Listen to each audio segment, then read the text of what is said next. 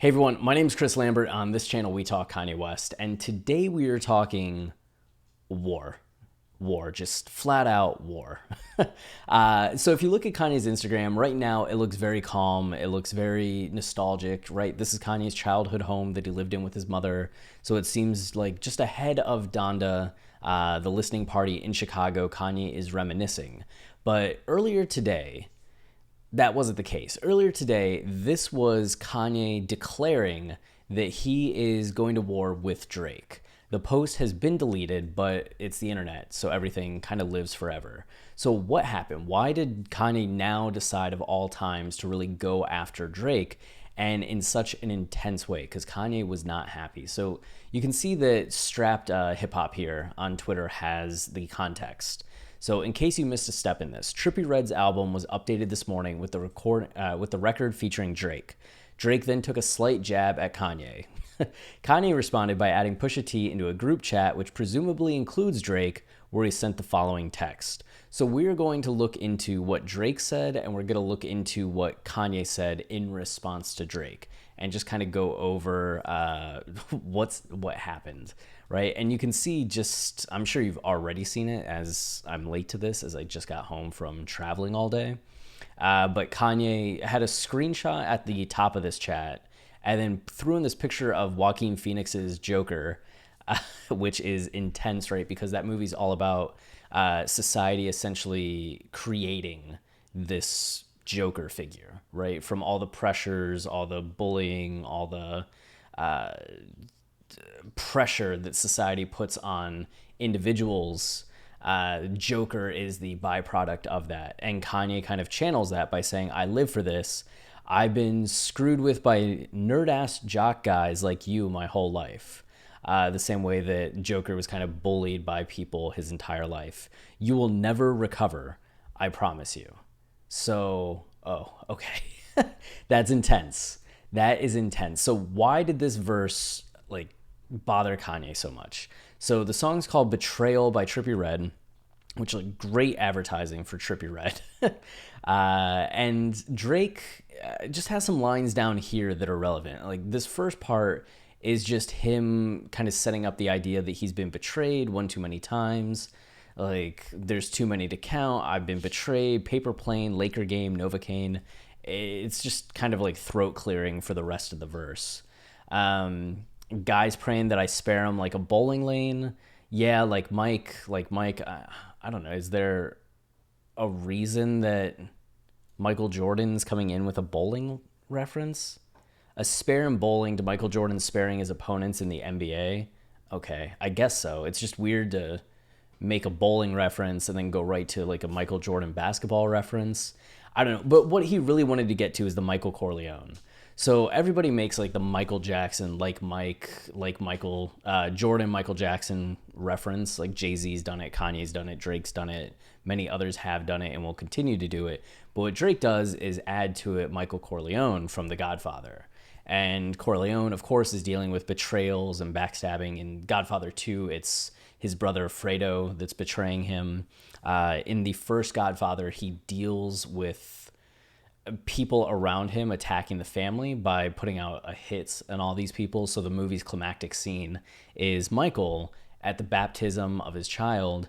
And as he's in church doing this very reverent thing, all of his like Corleone family people are out murdering his rivals and unfaithful people. So Drake is kind of flexing with that line, like, I am like Michael Corleone, you don't want to mess with me. Like, I am a Don, yada, yada, yada. I done it all. It's like I'm Shorty Low. All these fools I'm beefing that I barely know. So I guess he's just kind of saying, I barely know Pusha. I barely know Kanye. 45, 44, burned out, let it go. So Kanye's 44 years old. Pusha T is also 44 years old. And he's saying burned out. And I think that I barely know kind of sets up the 45, 44. Because if he knew specifically, he'd be like, they're 44 years old. But when he's like, I barely know them, they're like 45, 44. It's a little more casual. Ye ain't changing shit for me. It's set in stone. So, Rolling Stones, Heavy Stones, Precious Stones. This is Drake's monster moment, right? Like Loch Ness, Goblin, Ghoul, Zombie with no conscience. Rolling Stones, Heavy Stones, Precious Stones. Anyway, what he's saying with Ye ain't changing shit for me. There's been a lot of talk about Kanye releasing Donda and Drake releasing Certified Lover Boy, and people speculating that Kanye was waiting to release Donda for Drake to release his album. So they were going to go head to head, and that Drake was not releasing Certified Lover Boy because he was waiting for Donda to come out first. And it was kind of this cat and mouse game with Kanye maybe bullying Drake a little bit since Kanye wasn't dropping, and Drake just kind of waiting. And I guess Drake has been hearing a lot of people saying that, and he's just like, no, it's set in stone. My release is set in stone. The stupid part about this, and I know I'm showing my bias here, because y'all know I'm Team Kanye, right? Pretty obvious, but the stupid thing about what Drake said is that Certified Lover Boy was initially supposed to come out January of 2021. And Drake delayed it because he tore his ACL. I've torn 2 ACLs, so Drake has my support in the idea that it takes a little bit to come back from an ACL.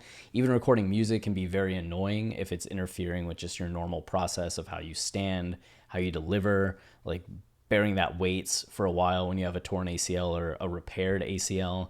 It's just a process. So I get him needing some time when he tore his ACL in like November, December to finish up the album. But like, bro, it takes 6 months to where you're like walking normally and doing normal things. Like Drake isn't trying to come back to the NFL. He's not trying to come back to the NBA or MLB. So the fact that he was supposed to have the album come out in January and now we are in August and the album's still not out, what has he been doing? You could say the same things to Kanye, right? But we know that Kanye delays things, like gets creative concepts and will just not release the album because he wants to go in a different direction with things. Like, this is not to take anything away from Kanye not releasing, but it's just like, you're saying your album's set in stone when you are 8 months past the initial deadline and he hasn't announced a new date. So what are you saying when you're like, oh, it's set in stone when you haven't told us? Like, is it set in stone for next week? Is it set in stone for 3 weeks from now, a month from now, 2 months from now? What's the date, man? You can't say it's set in stone but not be telling anybody. So then, like, when Drake does come out, if it is after Kanye, it'll just be like, that was always the date. Was it?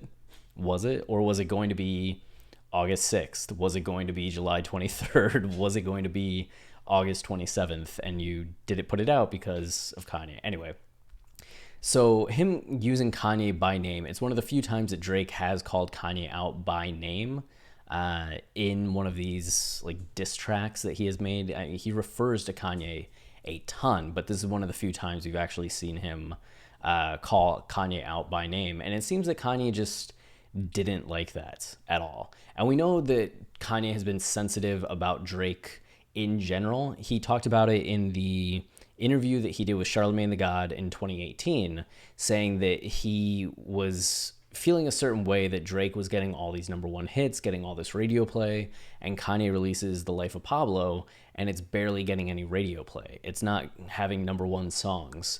And Kanye actually was upset by that, which kind of, I said it then and I'll continue to say it now, kind of stunned me, because Kanye is making such outrageous music in terms of being avant-garde, like forward thinking, not for radio, that it's almost like he feels like radio should play the music because it's Kanye, rather than knowing that radio plays the music that sounds like radio music. And I get it on the one hand, because he is Kanye West. He does have songs that are still like bops and jams, like you think about Famous, but then you also, I'm sure, understand why Famous probably isn't getting radio play, because it's just like a little too not radio friendly. And Kanye just isn't making radio friendly songs as much as he did. Maybe like Real Friends could be put on there, but it's still not as much a radio song. So Kanye was just kind of like feeling competitive with Drake and talked about that in 2018. And then we know that he's tweeted about Drake a handful of times, like, you need to respect your OG. called Drake out in another tweet like sometime later. So they've gone back and forth. But recently it was reported by Karen Civil, who is in good with Lil Wayne and Young Money, and you would think would have some understanding, really in touch with the music industry on a whole, but might understand some inner workings of what's going on with Drake and Drake's camp just by being close to Young Money. And she was saying that Drake and Kanye are friends now. And maybe they were for most of 2021. Maybe things had kind of started to rebuild in a friendly way towards them. But obviously at this point, no. So Kanye, you can see, I live for this. In response, I do believe, well, so, okay. He added Pusha T to the conversation, right? You added Pusha to the conversation, which I don't know which one of these is Pusha then, because you can see JMBV. What is that? Is that a K? My goodness. Yeah, I can't. I can't tell what that is. BTD. Maybe one of those is Pusha, maybe one of those is Kanye, but he added Pusha to the conversation. And you would assume that the D stands for Drake and maybe the V for Virgil Abloh. But yeah, I live for this. I've been messed with by nerd-ass jock guys like you my whole life, which would be directed to Drake, which is why we think that D is there. Like, it would be that he adds Push to the conversation and is, like, beefing with Pusha T, which is how some people were initially taking this. You will never recover, I promise you. So, Kanye really, like, sending some shots. And what this up here, you can kind of see it gets cut off. It seems like Kanye took a screenshot of another conversation and posted it to here. And it says, wear my green watch. I want you to make my diamonds do dun dun dun dun dun. You can't really see it. But this would be in relation to right here. Drake can't stop talking about his Virgil Abloh customized Patek Philippe. Patek Philippe. We'll go with that. And this is the watch. It's an awesome watch. It's an amazing watch. And it's a watch that Virgil made for Drake, of all people, which, like, what a betrayal. You know, I know that Virgil has graduated from Kanye's camp. He can do whatever he wants because he is an adult. And it's just, you know, what a betrayal. So he gifted Drake this watch, and Drake wore it in some music video. I guess he's worn it a lot. And it was earlier this year that Drake was talking about it. So he's on this Life is Good song with Future. And in the chorus, he's like, working on a weekend like usual, way off in the deep end like usual. Guys swear they passed us. They doing too much. Haven't done my taxes. I'm too turned up. Virgil got a Patek on my wrist going nuts. Obviously, I don't know how to pronounce it because I haven't listened to the song. So is it a Patek, a Patek? I don't know. On my wrist going nuts. Guys caught me slipping once. Okay, so what? Someone hit your block up. I'd tell you if it was us. Manor House in Rosewood. This shit too plush. Anyway, down here in the verse, Drake repeats what he says in the chorus, saying, never turn my back on FBG, God forbid. Virgil got the Patek? Oh my God. Patek on my wrist doing front flips. So that's where that comes from. I want you to make my diamonds do. So that's the green watch. And then people are assuming it says front flips 2 or back flips, something like that. Like, you know, make me look great. Like, why are you gifting Drake this? Why aren't you gifting me something like this? Like, make my diamonds do front flips too. And then adding Push to the conversation and doing this. So there was something with like Pusha T Clubhouse info. Pusha T did a Clubhouse conversation, and you can see this was posted by Christian MSSM on West Sub Ever, and it said he's the villain of rap. Pusha T made the whole upcoming album watching Joker. So we know that Kanye tends to have a movie on in the studio on repeats while he's working. And it seems Pusha T has adopted something similar to where he just had Joker playing the whole time he was making this album. So I can imagine with Kanye executive producing and producing on Pusha T's album, Pusha had said that all the production was being done by Kanye and the Neptunes, which is amazing. And we're still waiting for that album. Somebody drop an album. That he was probably talking with Push. We know that Kanye loves movies anyway and is constantly referring to movies. That's one of the main things I took out of this. Like, a lot of people are just like, why is he sharing a Joker image? It's a little corny sharing a Joker image. it's maybe too intense given where the plot of Joker goes, that he's sharing a Joker image. But all I keep coming back to is like, Kanye really does love movies. I really want to interview him about movies. Yeah, he loves movies. But maybe it's just he and Pusha have bonded over the idea of Joker, right? And have maybe had talks previously about feeling a little like Joker as it relates to Drake and all of Drake's like subliminals and disses. I don't know how much they would have talked about that, but Kanye at least having a similar concept to Pusha T here. And then here you can see Strap coming through again, and this was posted by Animated Sniper 2. Maybe a stretch. So Strap saying, also relevant to why Kanye said you will never recover. Lil Baby and Gunna featured Drake on the record Never Recover, where Drake mentions the watch from Virgil followed by subliminals. Virgil just chefed me a whole different colorway. Please don't be stupid. It's Baby and Gunna, and Baby, he wanted her, so I just swung her. Next time I'm in Dallas, I'll look for another. Okay, so he just gave a girl to Little Baby? Huh, it's weird. You guys fell off and you'll never recover. That just comes out of nowhere. Okay. Like, he's just talking about like having a cool watch and then talking about Baby and Gunna, and then suddenly he's just like yelling at people that they fell off and will never recover. So of course everybody thinks anything that Drake says about anyone at this point is about Kanye and Pusha, and maybe it is, maybe it isn't. Drake has always kind of contrasted himself with others and like unnamed haters going all the way back to Thank Me Later. So I mean, maybe, but also just most of the things Drake say, I'm just like, that just sounds like something any rapper would say. It's just Drake has such a reputation for subliminals that people are like, oh, that has to be about. So yeah, you'll never recover. So Kanye could be channeling that, or it could just be a coincidental like choice of words. But given that Kanye seemed very aware of the betrayal lines and maybe has been following everything else that Drake says, and maybe also potentially reading it accurately or too much into what Drake says, he's just throwing this line back at Drake's face. So that's currently where it stands. I mean, he deleted it.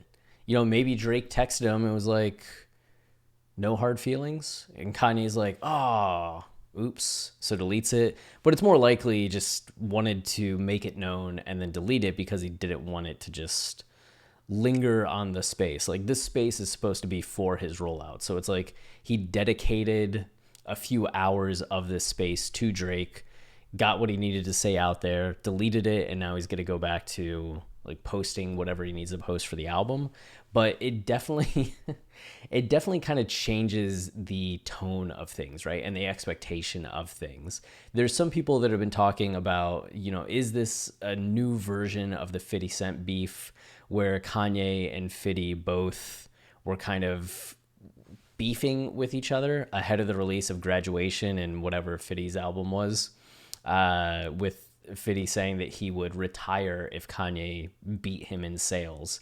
And Kanye did, and 50 didn't retire. But, you know, some people have wondered, are Drake and Kanye just kind of finessing everyone? And they're working on this together and yada, yada, yada. So there's always going to be conspiracies. I imagine no. It just, it seems a little more serious. Like the 50 beef with Kanye, you could tell was kind of in good fun. Like, they weren't that serious about it. But Drake and Kanye have such a history. Maybe we're getting worked. Like, maybe this is a work and I'm just falling prey to like pro wrestling tactics and I'm working myself into a shoot. But I don't think so. This feels like a shoot.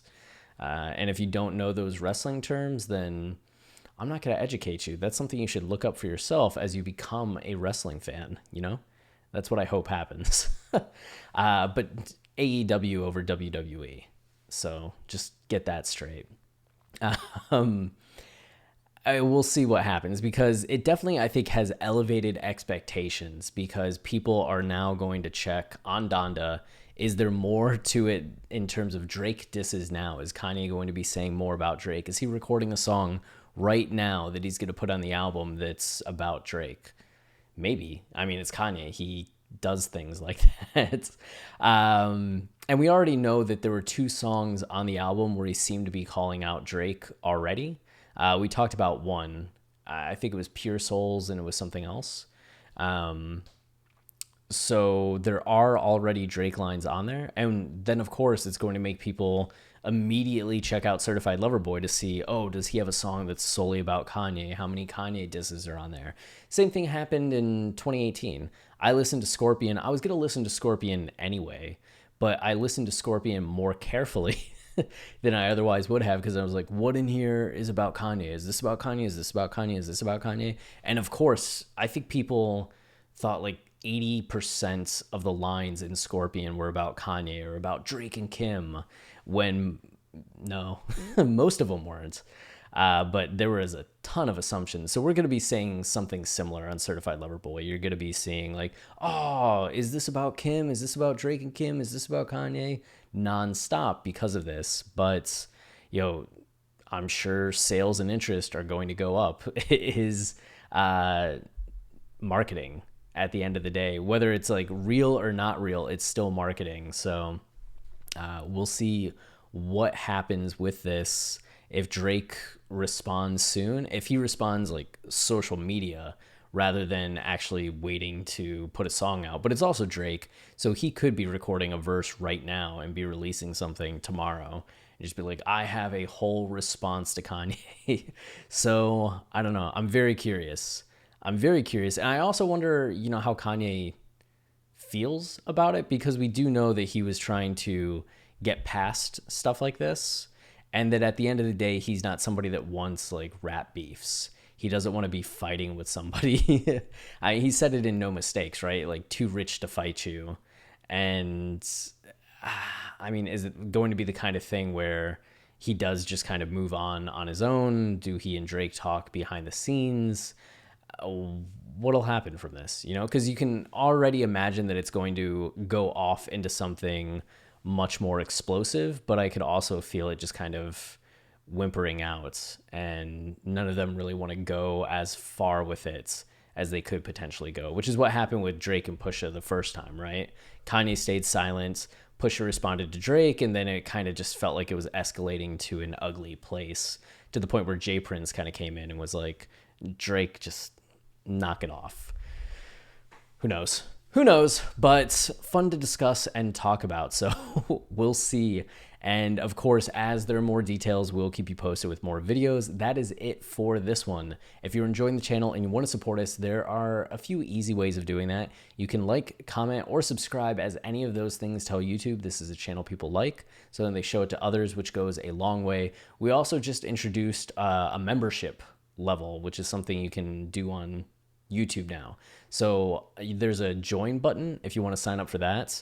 There's 2 levels, and you get some like badges and gifts and special like things. It's essentially like Patreon on YouTube. So if you want to check that out, that's very much appreciated and very helpful as well. So thank you all very much for watching this long video, and until next time, stay wavy and keep it loopy. Cheers.